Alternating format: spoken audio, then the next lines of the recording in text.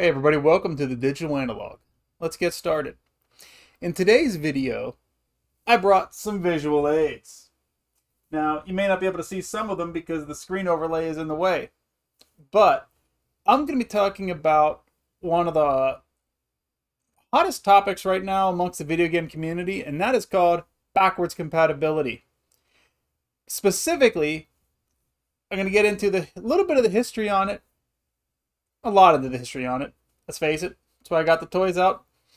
And I'm going to get into why it is the way it is in the current state of the consoles. So, without much further ado, I'm going to introduce my friends that I brought out here.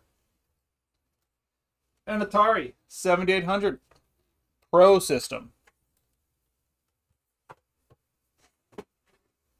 An original series Sega Genesis with the original Sega CD attachment. And the big boy, the PlayStation 3 Fat model, as they called it. This particular one was originally an 80 gigabyte unit, came with Metal Gear Solid packed in.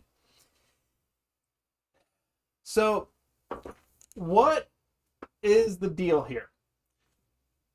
Why do I bring these out, and what does it have to do with modern backwards compatibility issues plaguing both of the modern consoles, the PlayStation 5 and the Xbox Series S and X?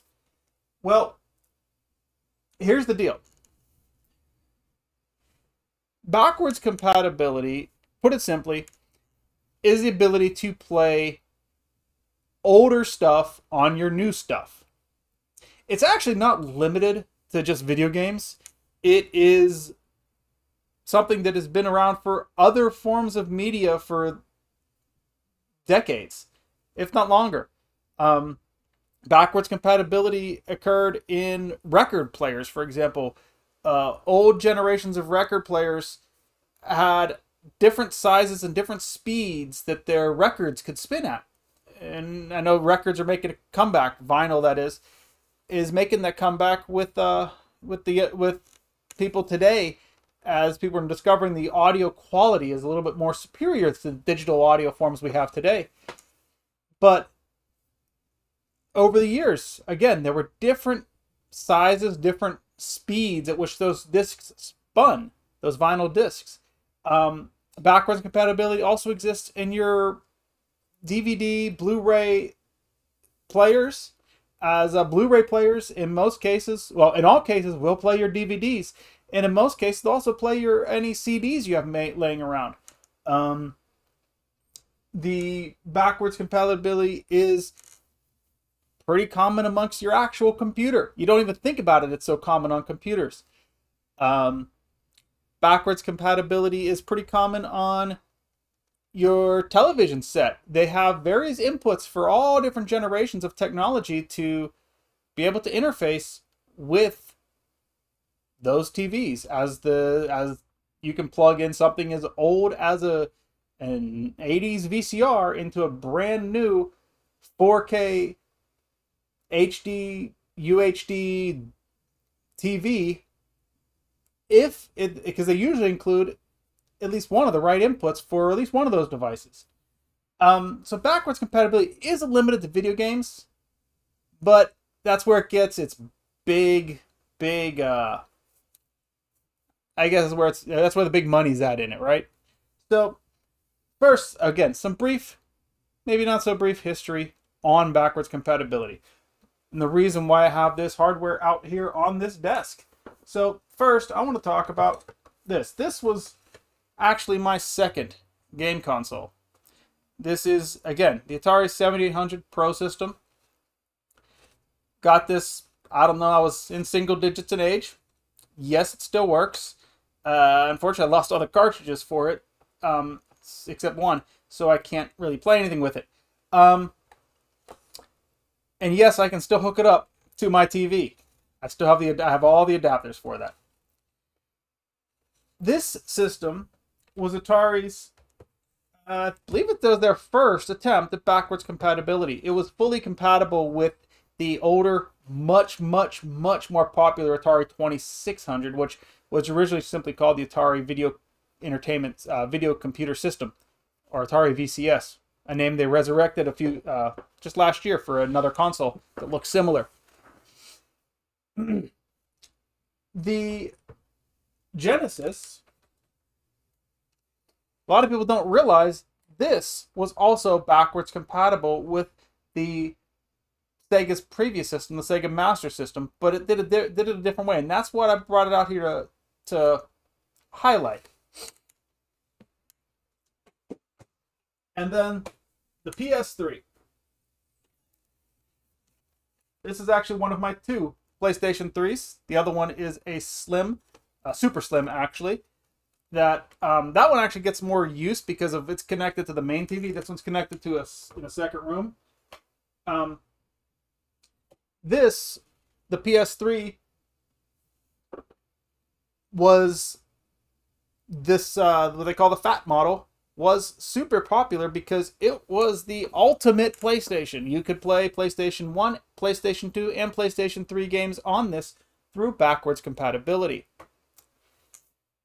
As many of you know, if you're watching this video, the Xbox systems, which hence I have their browser page up, highlight that they are compatible with all Xbox systems across time. And the PlayStation 5 is oddly backwards compatible with some things. And I'm going to get into why this is happening and what's really going on about that. So first of all, there are 3 ways to achieve backwards compatibility. 3.5 ways. The Atari, the Genesis, and the PlayStation, another reason why they're all here, all achieved these backwards compatibility in 2.5 of those ways. The Xbox accomplishes a 3rd way, as well as the PlayStation 5 accomplishes the 3rd way. The Atari and the PlayStation 3, both, and the Genesis, all achieve their backwards compatibility by essentially having the hardware of the previous generations contained within their system. In the Atari's case, the processor on this system was basically just a more advanced version of the processor that came on the 2600. It was the same thing, they just sped it up a bit, gave it a little bit more spec boost, spec bump, so to speak. So it's not much more different than when you upgrade from one Intel processor to another Intel processor on your computer. It's the same system, just a little bit better. Sega on the Genesis did the same thing. This system is a slightly improved Master System. Obviously the CD attachment, that's just for showing off. This, again, can play all the Master System games, but Sega, this is where I said there's that and a half method.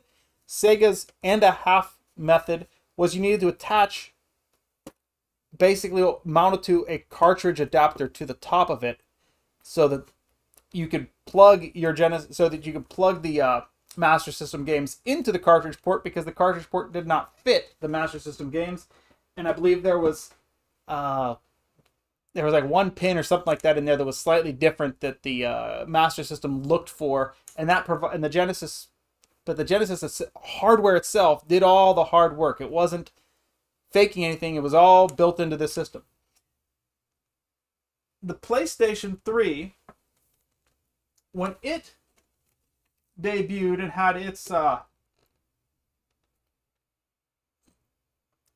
full backwards compatibility options, it actually implemented the second most common process involved, and a completely uncommon process.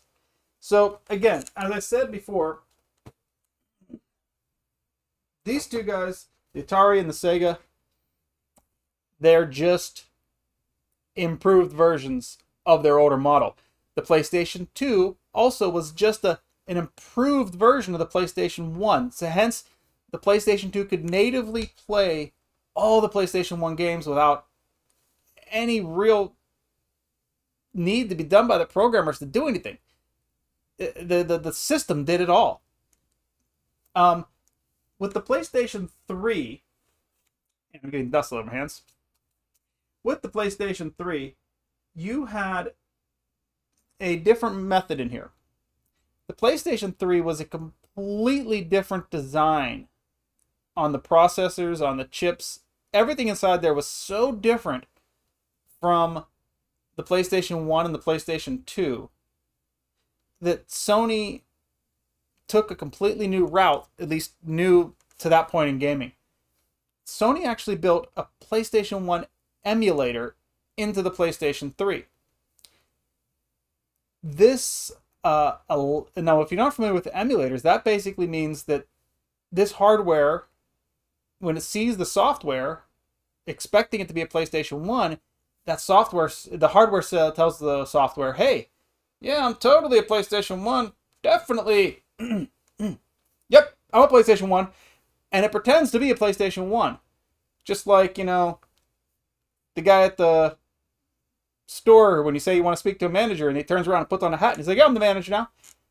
The PlayStation 3 imitated being a PlayStation 1. That's basically what emulation means. Emulation. The PlayStation 2, however, was a little too powerful for the PlayStation 3 to emulate. So even though the PlayStation the PlayStation 2 was a more powerful PlayStation 1 and in terms of compatibility and everything, because it was so much more powerful, trying to emulate PlayStation 2 on PlayStation 3 resulted in a lot of glitches. Games didn't perform as well as they wanted, so Sony found a unique solution. This is the third option. Sony actually put all of the components for a PlayStation 2 in the PlayStation 3. So when you bought a PlayStation 3, not this model, by the way, this model is a slightly different model. When you bought a PlayStation 3 in the first generation, alongside the processor that did all the PlayStation 3 heavy lifting, you had another processor that did the PlayStation 2 computing. And that processor cost Sony an arm and a leg. It's been speculated, I don't know how it's ever been confirmed, but it's been said that Sony lost a couple $100 per system every time they sold one of these big fat original model PlayStations. And they were looking for ways to make it so they weren't losing money selling a console. Well, then came the revisions. Sony first revised it and realized they could emulate some of the PlayStation 2 hardware on the PlayStation 3. So they came out with this model, the one that I have, the 80 gig partial emulation PlayStation 2 compatible system. The result of this was that almost every PlayStation 2 game played on this. There was a handful of games that wouldn't play on this, but there were ones that honestly nobody ever heard of for the most part. And I think it was just a handful of, like when I say handful, I'm talking like 5 or 6 games out of the thousands that were made. The PlayStation 3, by removing the unnecessary the processors that Sony could emulate, and only including the processors that Sony could not emulate, allowed them to cut costs and make a console that was now a little bit more affordable for everybody. Which is why I got it, because it was cheaper. And also because they had announced shortly before I got this that they were making a new model that would not be PlayStation 2 compatible whatsoever. That is where things start to get a little bit crazy. The later PlayStation 3 model, the Slim as they called it, and then later the Super Slim, they took out all of the PlayStation 2 hardware. That last little processor that they could not get working in emulation, they took it out. They just said, forget it. By now, it was a couple years into the PlayStation 3 generation, and they didn't think many people were still playing PlayStation 2 games on their PlayStation 3 at this point. Everyone had had a library of PlayStation 3 software that they were running on. So Sony felt safe in removing the PS2 hardware. In doing so, they created a bit of a gap in technology. Meanwhile, Microsoft was doing their own thing with the Xbox. In the Xbox, every generation of the Xbox, the original Xbox, the Xbox 360, and the Xbox One were all different. They were all completely different systems than the previous generation. So again, where PlayStation 1 and PlayStation 2 were the same thing, just better. Atari 26 and Atari 7800 were the same but better. Although the Atari 5200 came out in between, was not compatible. It's part of the reason why they skipped it and went to the 7800. Little side note.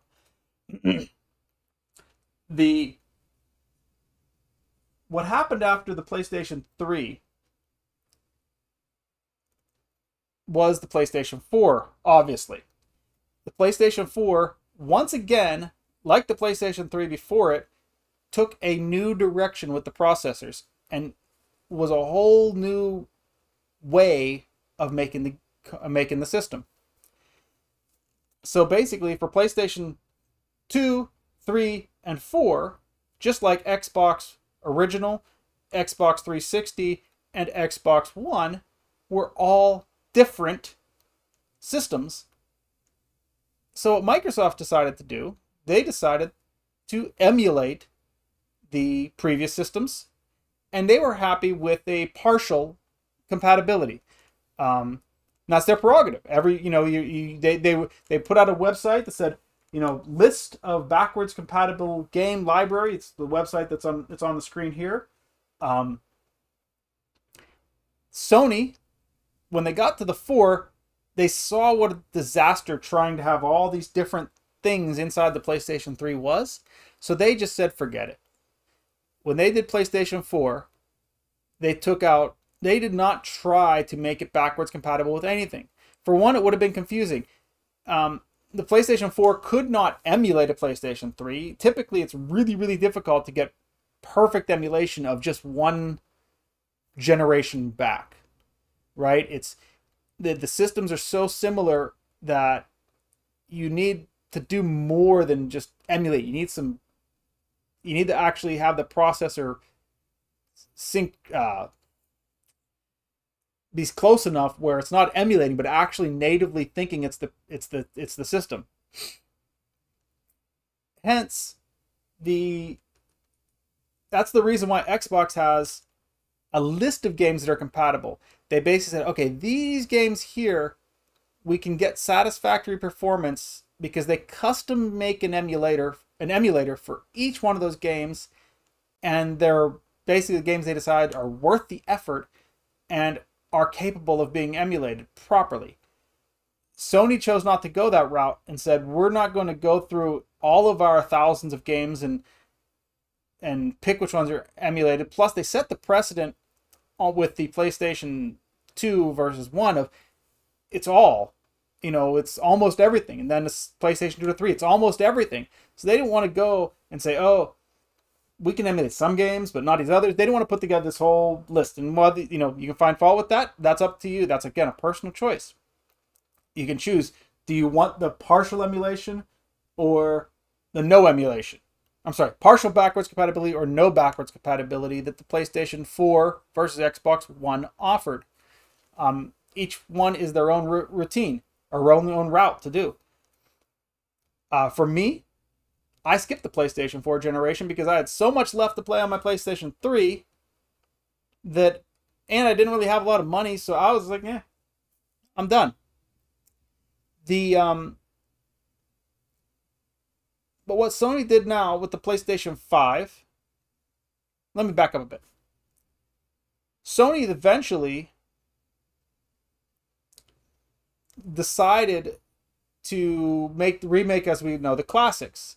And in the store and on the online store, you can download PS2 and PS1 games for PlayStation 4 and 5 that will play in emulation mode on the 4 and 5. That is a...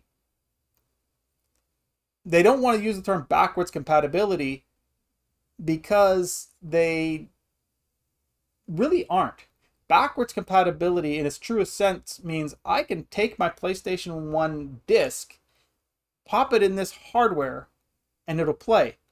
I don't have to buy something new at all. Backwards, so it doesn't really truly accomplish backwards compatibility, and that's why they don't call it that.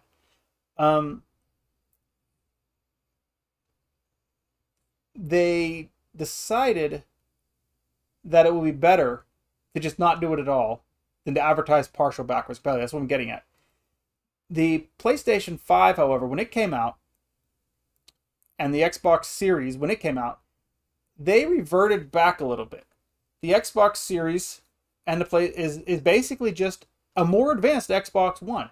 Just like the Atari was a more advanced Atari, the PlayStation 2 was a more advanced PlayStation 1, the Genesis was a more advanced Master System. The PlayStation 5 and the Xbox Series are just more advanced versions of the consoles that came before them. So you ended up with a benefit of Xbox Series X and S and PlayStation 5 will play all the games from the previous generation perfectly, or nearly perfectly, or almost all of them. So they don't really have to maintain a big old list of compatibility. So there are instead a list of a handful of games that are not compatible, but for the most part, everything is compatible. I'm going to go through a bit here, just to scroll down. But generally speaking, almost all of your Xbox One games and all of your PlayStation 4 games will play, again, almost all of them, will play on either the Xbox Series or the PlayStation 5, depending on which console you've got. Now it comes down to, well, what about if PlayStation 5 can handle PlayStation 4 games and PlayStation 2 and 1 emulation games, can it handle PlayStation 3? It's a tricky question. There are videos out there and people who have tested and gotten PlayStation 3 emulation done on hardware similar to the PlayStation 5 hardware. Now, the question is, of course, for Sony, is it good enough for them to sell? I haven't used it myself. I've heard people say that it's really not as good as some of the videos make it out to look. Again, I haven't touched it. I don't have the hardware to do it myself. But what I can say is that I don't know what Sony's planning on doing. There are a lot of rumors out there that Sony's going to implement PlayStation 3 backwards compatibility mode on the PlayStation 5. That would be awesome, but I don't see them doing a backwards compatibility mode. I see them doing eventually the custom emulators for one game at a time. What would be ideal, I don't think they're going to be able to make a full system emulator that'll reach their standards where they can just say, yeah, we can play every game or enough games that we're not going to hear complaints that amount to much about what games are or are not compatible. I don't think they're going to reach that point on an emulator, at least not on the PlayStation 5. Maybe by the time the PlayStation 6, if they continue the trend of just stepping up the hardware, you might see by then the ability to feel confident that they can fully emulate a PS3 on the PS6 and just say, yeah, have at it. But we don't even know what route they're going to go with the next generation of consoles after the series. I mean, we're just barely into this generation with the Xbox Series and the PlayStation 5. So we don't even know what they're obviously doing something on the next. We know they're going to be next generation. We just don't know what they're even going to think about yet. So ultimately, it comes down to two companies chose two different routes to perform their backwards compatibility. Microsoft went down the route of, yes, let's emulate what we can and say we have backwards compatibility, but it's partial as long as it's on this list. And Sony said, we're not going to tell you that you have backwards compatibility unless it's full backwards compatibility, so they just dropped it completely. Part of the other problem that a lot of people don't realize about the PlayStation 4 and 5 when it comes to PlayStation 1 and 2 in particular is the PlayStation 4 and 5 dropped all ability to play CD-ROM discs. The PlayStation 4 and 5 can only play DVD and Blu-ray discs, assuming you can get a disc-based version of the systems. That means that your PlayStation 1 disc, when inserted, I'm sure you see lots of videos out there say, what happens if I insert a PlayStation 1 disc or a PlayStation 2 disc into a PlayStation 3, or 5, I'm sorry, into a PlayStation 4 or 5? Nothing happens. The game spins up the disc, the console spins up the disc, and then says, disc unreadable, and either spits it out or tells you to hit eject. Again, that is because it physically is incapable of reading those PlayStation 1 discs that are all CD-ROM and those PlayStation 2 discs, of which a large number are CD-ROM. A lot of people think all the PlayStation 2 games were DVD. They were not. They were a lot of them were on CD. The PlayStation 3 discs, theoretically, there's no reason why a PlayStation 4 or 5 could not at the very least read the files on a PlayStation 3 and identify what disc it is. Which leads me to my potential solution for a PlayStation 5. That potential solution for PlayStation backwards compatibility on the PlayStation 5 is to simply put, have your PlayStation 3 disc, if you've got it, you can put it in the PlayStation 5. The PlayStation 5 will then say, oh, I recognize this game. It is Burnout Paradise for PlayStation 3. I can't play this game, however, but then it would link you to the download page to either the remastered, probably not the remastered, but a version of that game that is online and is included with the custom emulator that you could then download.